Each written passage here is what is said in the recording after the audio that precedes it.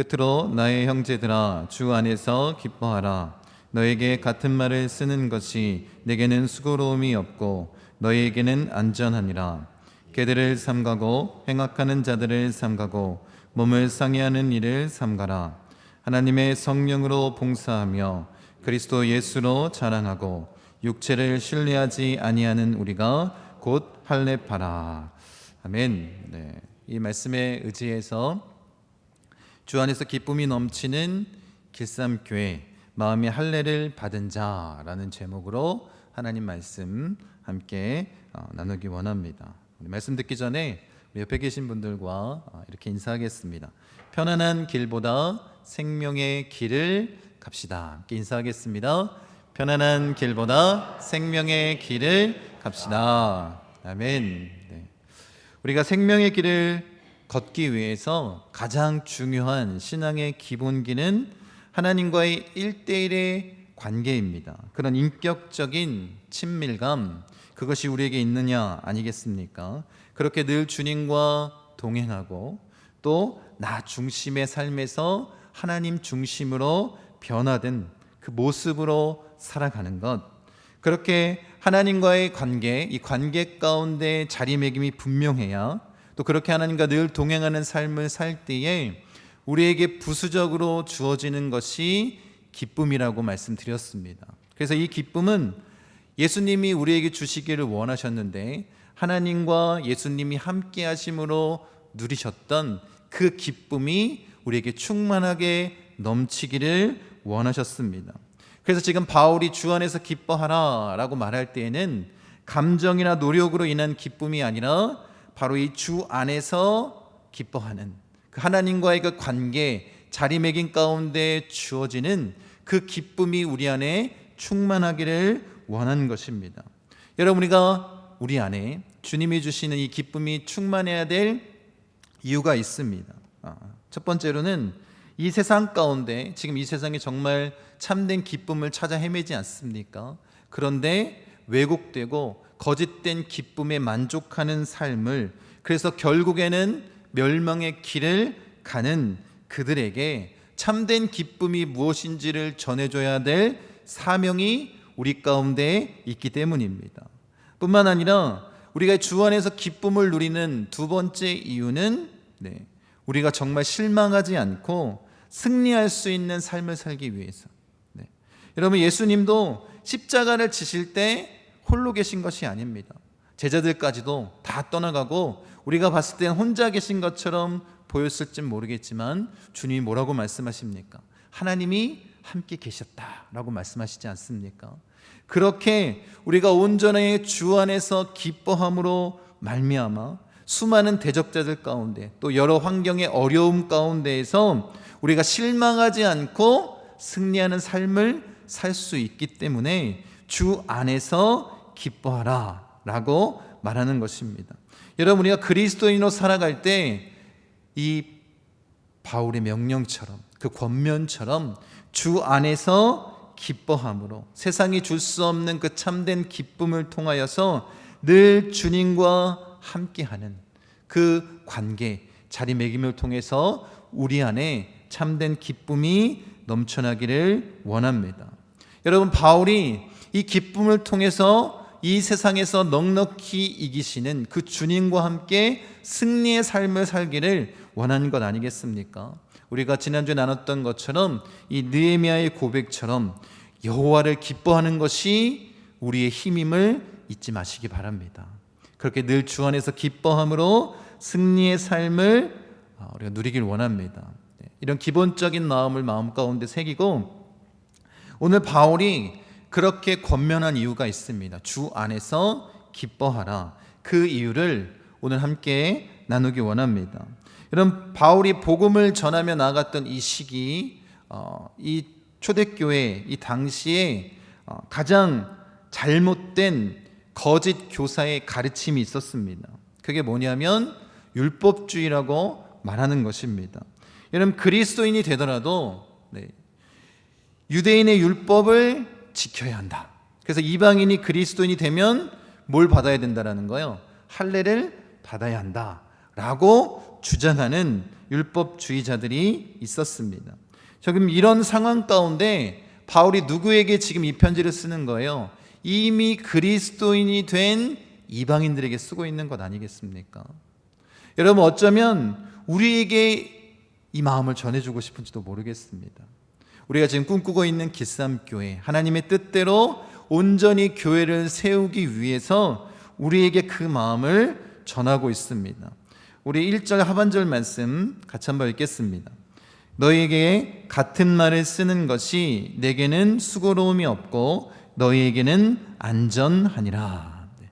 지금 바울이 계속해서 반복하고 있다는 거예요. 뭘 반복하고 있냐면 복음의 진리, 중요한 복음의 내용에 대해서 계속해서 서신서 가운데 반복하면서 이야기를 하고 있다는 거예요. 그런데 이것은 자신에게 수고롭지 않다는 것입니다. 여러분, 우리가 수요일 날 사도행전을 함께 나누고 있는데 바울이 1차 선교여행을 떠나면서 도착하는, 그래서 복음을 전하고자 하는 곳마다 가서 행했던 일이 뭐냐면 복음을 전하는 것입니다. 근데 그 복음의 내용이 변하는 것이 아니라 반복해서 같은 복음의 내용을 전하고 있습니다. 아무리 핍박과 어려움이 있을다 할지라도 가는 곳마다 오직 복음, 그 진리의 복음을 선포하고 그 복음의 능력을 경험하고 나아가는 것입니다. 여러분, 마찬가지입니다. 바울은 우리가 그리스도인이라면 이 복음의 기본 진리를 온전히 알고 있어야 된다는 거예요. 그래서 지금 어떻게 하고 있는 거예요? 반복적으로 가르치고 있다는 거예요. 여러분, 우리도 마찬가지입니다. 이 복음에 대한 확실한 믿음, 또 확신과 그 진리가 무엇인지를 분명히 알아야 되는 것 아니겠습니까? 그래서 우리가 그리스도인이기 때문에 또 제가 설교하면서 이 복음에 대한 내용을 많이 반복했습니다. 그리고 우리가 사명선언을 통해서도 외치고 있지 않습니까? 그 복음이 우리 가운데 온전히 자리 잡길 원합니다. 여러분, 복음의 진리가 확고하게 우리 가운데 서 있다면 흔들리지 않는다라는 거예요. 세상의 유혹 가운데 흔들리지 않습니다. 그래서 바울은 반복해서 지속적으로 가르쳤고 그것이 자신에게 수고롭지 않다라는 거예요. 오히려 어떻다라는 거예요? 너희들에게 더 안전하다라고 얘기하고 있습니다. 그렇게 말한 이유가 무엇이겠습니까? 여러분, 우리가 진리로 그 신앙, 그 복음이 온전히 자리매김하고 있으면 절대로 흔들리지 않습니다. 여러분, 한국교회 성도들이 이단들의 외침에 넘어진 이유가 뭘까? 이유는 아주 간단합니다. 이 복음의 진리가 확고하지 않기 때문입니다. 그래서 어떻게 해요? 성경 한 구절을 갖다가 설명해 주면 그렇게 빠지기 시작하는 거예요. 이게 한국교회의 문제 아니었겠습니까? 여러분, 우리가 이 복음에 대한 진리가 분명하게 마음 가운데 새겨져 있으면 어떻다고요? 흔들리지 않는다라는 거예요. 그래서 그것이 우리에게 유익이다라고 바울이 말하고 있는 것입니다. 그래서 복음을 반복하고 있고, 그래서 저도 설교 가운데 복음의 내용을 계속해서 반복해서 전해드리는 것입니다. 우리가 복음을 온전히 살아내고 어떻게 해요? 복음을 전할 수 있는 자가 되기를 원합니다. 그것이 그리스도인의 모습 아니겠습니까? 여러분, 그렇게 우리가 온전히 복음 위에 굳건히 서는 참된 그리스도인 되기를 원합니다. 2절 말씀 같이 한번 읽겠습니다. 개들을 삼가고 행악하는 자들을 삼가고 몸을 상해하는 일을 삼가라. 지금 바울이 우리가 복음으로 무장해야 될 이유에 대해서 말하고 있습니다.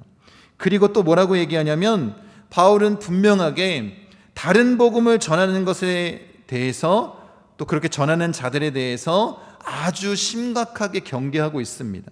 갈라디아서에 보니까 1장 7절부터 9절입니다. 같이 한번 읽겠습니다. 다른 복음은 없나니 다만 어떤 사람들이 너희를 교란하여 그리스도의 복음을 변하게 하려 함이라. 그러나 우리나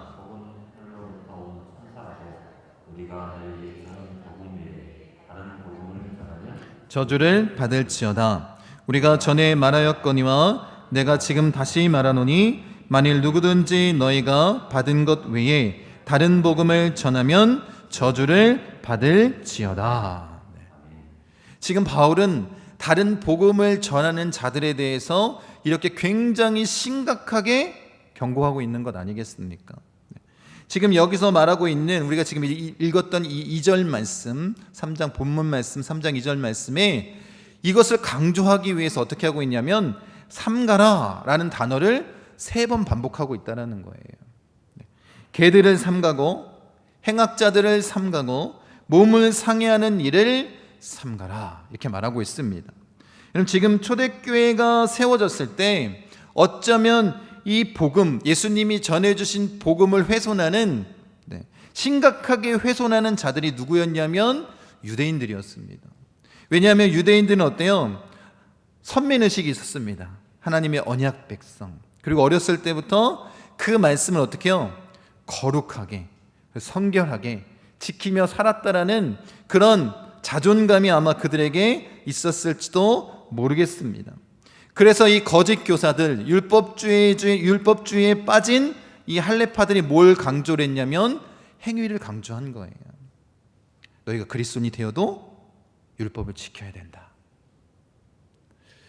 여러분, 지금 이 유대인들은 당시에 이제 고대 근동 지역에 개들이 아무거나 주워 먹고 또 쓰레기를 뒤져서 먹고 아니면 여행하는 여행객들을 공격하는 그런 개들을 보면서 이들이 꼭 뭐와 같다고 얘기를 했냐면 이방인들 같다라고 말하고 있습니다. 그런데 바울이 지금 이 개들이라고 얘기하는 것은 이방인들을 향해서 얘기하는 것이 아니라 유대인들을 향해서 얘기하고 있는 거예요. 율법주의에 빠져있는 이 유대인들을 뭐라고 부르고 있냐면 바울이 개들이라고 부르고 있는 것입니다. 여러분, 바울이 유대인들을 이 개라고 표현했다는 것은 매우 심각한 표현 아니겠습니까?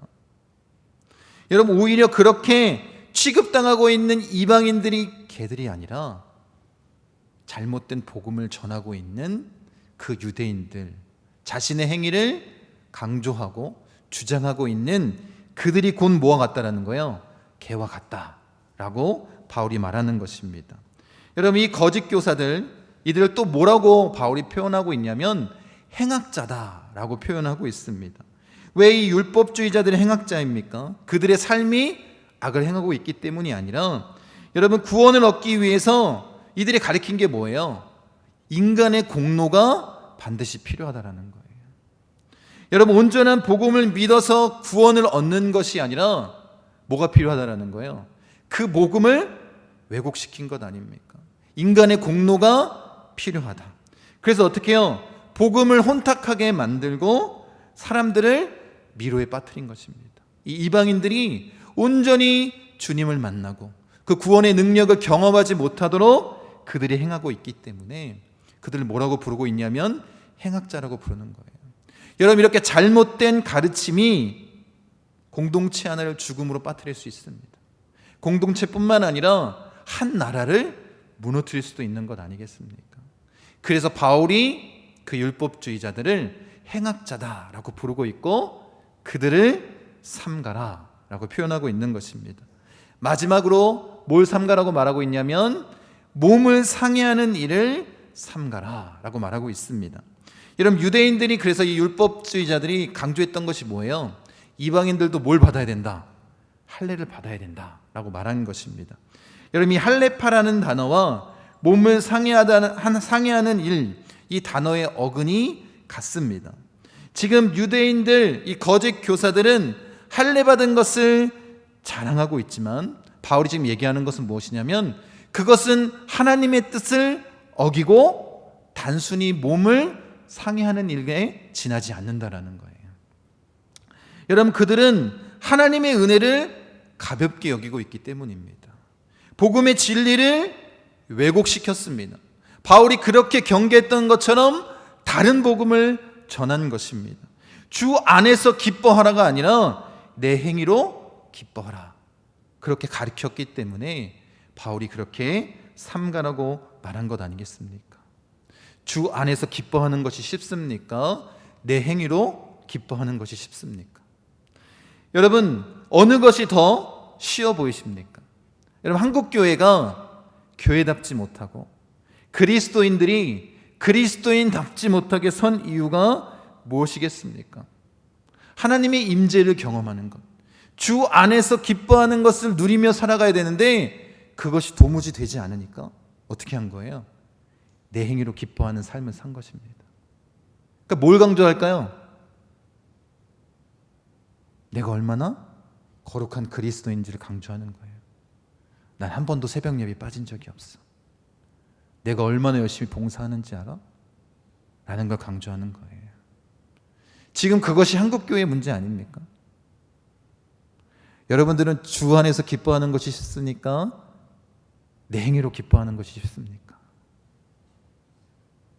우리가 참된 그리스도인이라면 주 안에서 그 하나님의 임재를 온전히 기뻐할 수 있는 자가 되기를 원합니다. 네.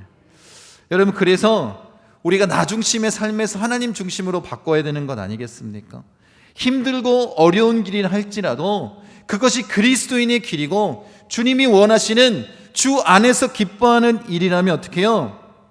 그 길, 생명의 길, 십자가의 길, 그 좁은 길을 걸어가는 자들이 되길 원합니다.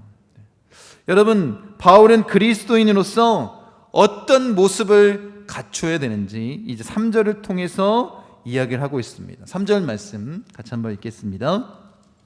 하나님의 성령으로 봉사하며 그리스도 예수로 자랑하고 육체를 신뢰하지 아니하는 우리가 곧 할례파라. 네. 여러분, 그리스도인은 어떻게 해요? 하나님의 성령으로 봉사하고 그리스도 예수를 자랑하고 육체를 신뢰하지 않는 자들이 바로 할례파다라고 얘기를 하고 있습니다. 여러분, 이 바울이 할례파라고 말한 의미를 우리가 먼저 좀 생각해 보길 원합니다. 바울이 로마서에서 마음의 할례를 받아라 라고 이야기를 하고 있습니다. 여러분, 그렇게 말한 것은 아마 신명기 말씀을 통해서 근거해서 그렇게 얘기하고 있는 것 같습니다. 우리 신명기 30장 6절 말씀 같이 한번 읽겠습니다. 내 하나님 여호와께서 내 마음과 내 자손의 마음에 할례를 베푸사 너로 마음으로 다하여 뜻을 다하여 내 하나님 여호와를 사랑하게 하사 너로 생명을 얻게 하실 것이며. 여기 분명히 뭐라고 얘기하고 있어요? 육체 할례가 아니라 마음의 할례라고 말씀하고 있습니다. 성령이 어떻게 해요? 이제 우리의 굳은 마음을 부드럽게 해주실 것입니다. 온전히 마음에 할례 받은 참 그리스도인, 하나님의 말씀에 온전히 순종하고 예수님 한 분만으로 충분한 삶을 살고 나 중심의 삶에서 하나님 중심으로 살아가는 주 안에서 기뻐하는 마음의 할례를 받은 그 그리스도인이 되어야 된다라고 말하는 것 아니겠습니까? 그렇게 마음의 할례를 받은 그리스도인의 모습이 이렇다. 그리고 주 안에서 기뻐하는 자의 모습이 이렇다라고 바울이 말하고 있습니다. 첫 번째가 이것입니다. 같이 한번 읽겠습니다. 성령으로 예배하는 그리스도인. 네. 여러분, 하나님의 성령으로 봉사하며, 여러분, 이 봉사하다라는 단어가 라트리오라는 단어인데 이것은 예배드리다, 섬기다 라는 의미가 담겨져 있습니다. 여러분, 그러니까 어떻게 하라는 거예요? 성령 안에서 하나님께 예배하라라는 거예요. 그게 주 안에서 기뻐하는 마음의 할례를 받은 그리스도인의 모습이다라는 것입니다. 여러분, 예배는요 그리스도인의 의무임과 동시에 권리, 특권입니다. 네. 여러분, 그리스도인만이 뭘 할 수 있을까요? 예배할 수 있는 것 아니겠습니까?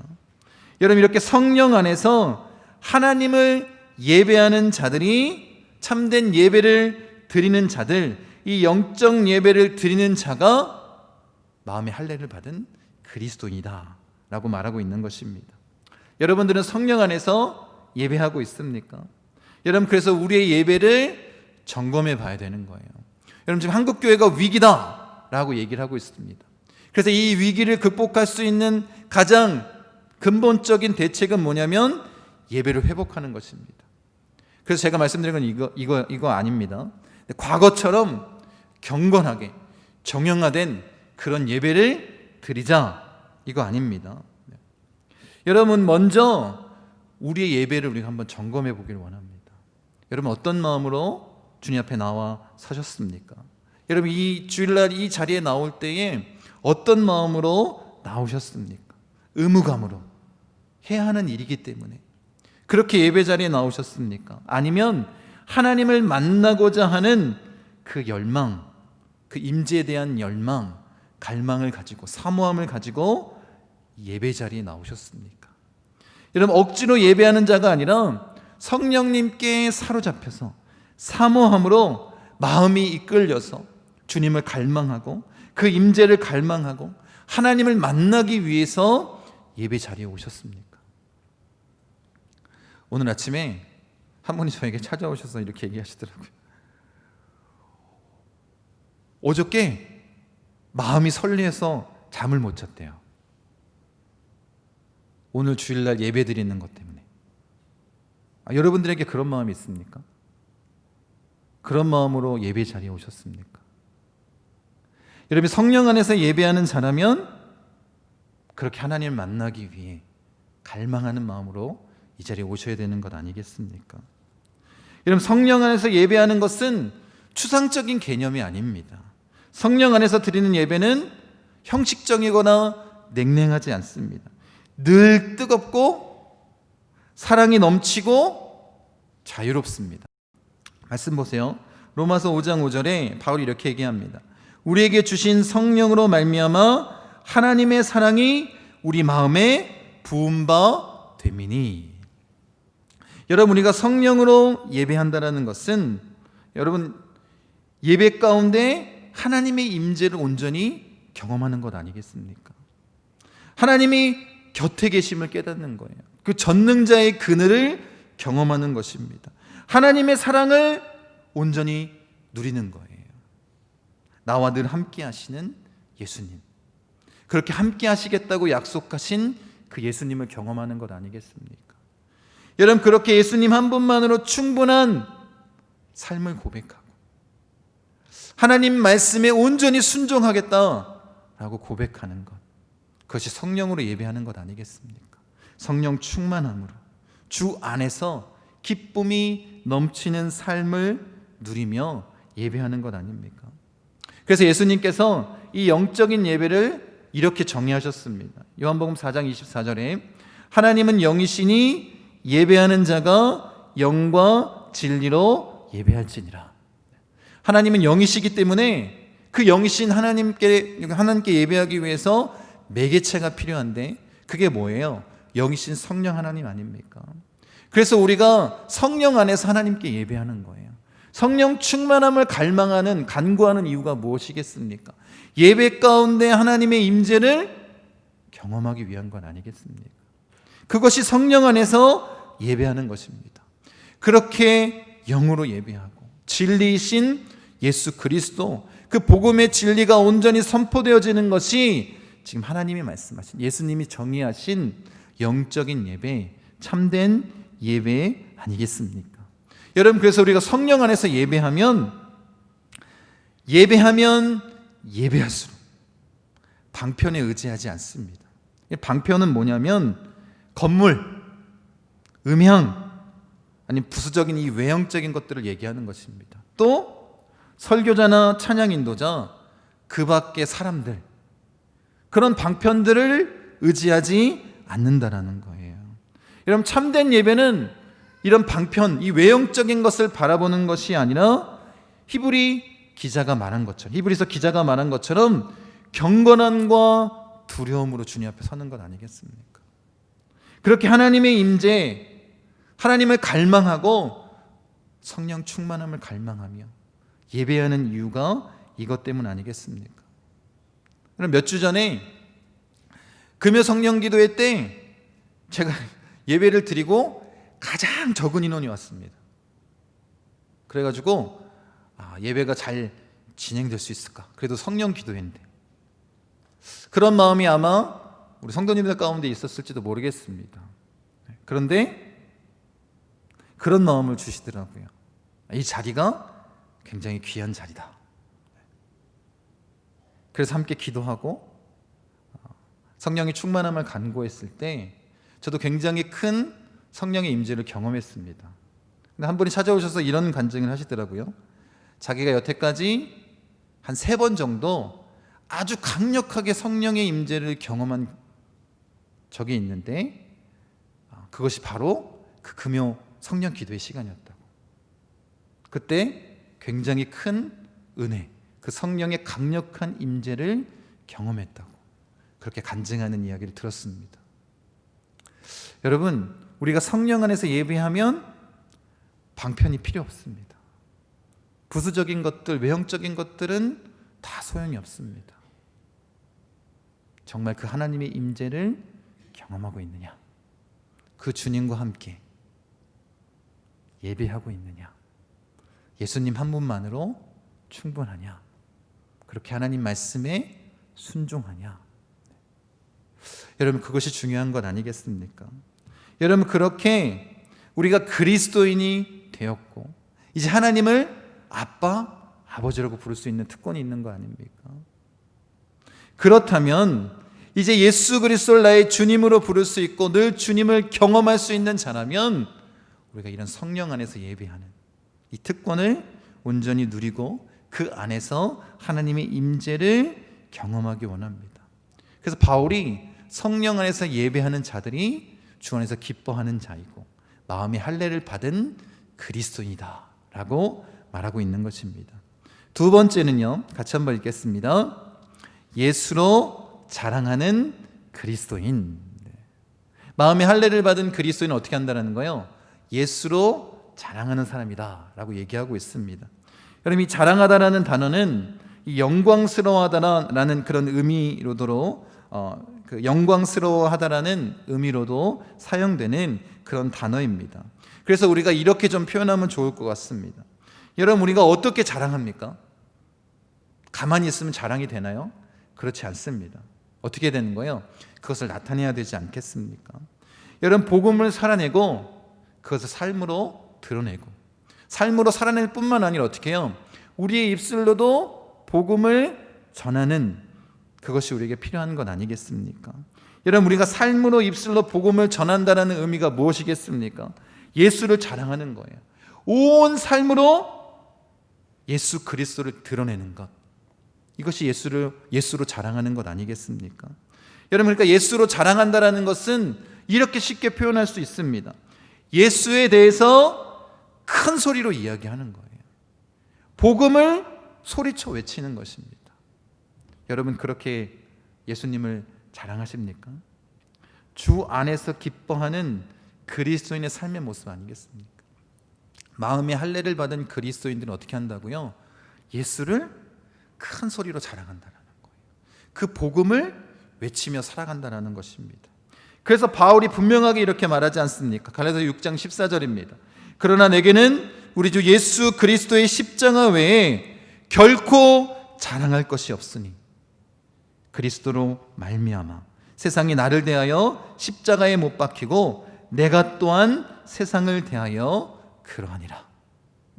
바울이 자랑할 것이 뭐밖에 없다는 거예요? 그 십자가 예수 그리스도밖에 없다라고 고백하는 것 아니겠습니까? 나를 사랑하사 자기 몸을 버리신 그 예수를 위해서 살겠다라고 바울이 고백하는 것 아닙니까? 이제 나는 죽고 예수로 살겠습니다. 복음을 전하며 살겠습니다. 예수를 자랑하며 그 십자가의 예수를 자랑하며 복음을 외치며 살겠습니다 라고 바울이 얘기하고 있는 것 아니겠습니까? 여러분, 우리가 그 사명선언문에 외치는 것처럼 예수님의 십자가, 부활, 승천, 강림, 재림, 이 복음이 온전히 우리 마음 가운데 믿어지고 그 복음의 능력을 경험하면 우리가 어떻게 한다고요? 복음을 살아낼 뿐만 아니라 복음을 큰 소리로 외친다라는 거예요. 그게 어떤 사람이에요? 주 안에서 기뻐하고 마음의 할례를 받은 그리스도인이다 라고 말하고 있습니다. 여러분, 이런 모습으로 주님 앞에 서길 원합니다. 세 번째는 이렇게 얘기하라고 있습니다. 같이 한번 읽겠습니다. 육체를 신뢰하지 않는 그리스도인. 여러분, 거짓 교사의 가르침, 이 율법주의에 빠진 유대인들이 강조하는 것이 뭐냐면 자신의 육체를 신뢰하는 것입니다. 그러니까 행위를 강조하는 것 아니겠습니까? 그러나 참 그리스도인은 주 안에서 기쁨을 누리는 그리스도인은 어떤 삶을 사는 거예요? 자기를 부인하고 자기 십자가를 지고 생명의 길을 걸어가는 것입니다. 나 중심의 삶에서 철저하게 하나님 중심으로 바꾸는 거예요. 육체를 신뢰하지 않고 하나님만을 의지하는 것 아니겠습니까? 여러분, 주 안에서 누리는 하나님과의 그 인격적인 관계, 깊이 있는 관계, 그 자리매김이 우리 가운데 있다면, 여러분, 썩어 없어질 그 육신이나 이 세상의 것을 신뢰하겠습니까? 아니면 영원한 생명, 우리에게 영원한 것을 허락하신 그 예수 그리스도를 바라보고 그 주님만 신뢰하고 나아가시겠습니까? 이런 바울처럼 우리도 그 육신에 자랑할 만한 것들을 다 배설물처럼 여기기를 원합니다. 그리고 오직 예수 그리스도를 얻은 것을, 그 주님만을 신뢰하고 자랑하고 기뻐하는 자가 되기를 원합니다. 바울이 지금 1절부터 3절까지 주 안에서 기뻐하라 라고 권면한 이후에 복음을 반복적으로 말하는 것이 우리에게 유익한 일이다라고 얘기합니다. 왜냐하면 그래도 어떻게 해요? 이 복음이 굳건하게 내 마음 가운데 자리 잡아야 흔들리지 않기 때문이다 라고 말하고 있습니다. 그래서 그런 그리스도인의 모습을 어떻게 얘기하고 있습니까? 주 안에서 기뻐하는, 마음의 할례를 받은 그리스도인은 이렇다라는 거예요. 한번 보세요.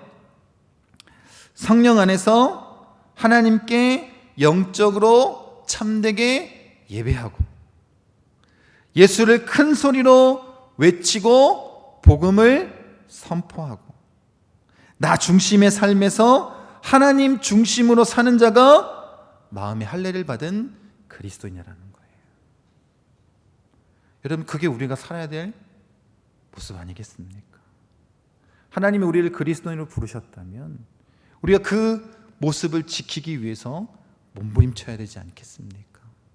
바울이 그래서 우리에게 권면한 거예요. 주 안에서 기뻐하라. 너희는 마음의 할례를 받은 그리스도인이다. 성령 안에서 예배하고 예수로 자랑하고 육체를 신뢰하지 말아라 라고 말하는 것 아니겠습니까? 여러분, 우리가 그런 모습으로 주님 앞에 서는 자 되시기를 간절히 축원드립니다.